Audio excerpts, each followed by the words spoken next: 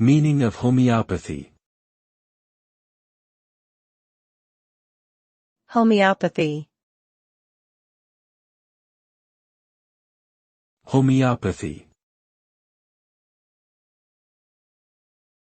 Homeopathy.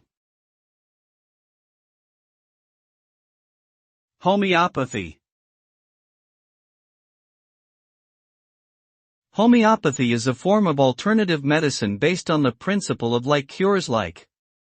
This means that a substance that can cause symptoms in a healthy person can also be used to treat similar symptoms in a sick person.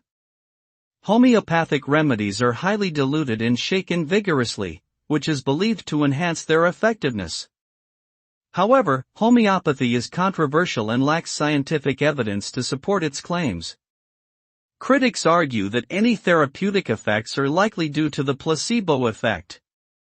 Despite this, homeopathy continues to have a significant following worldwide.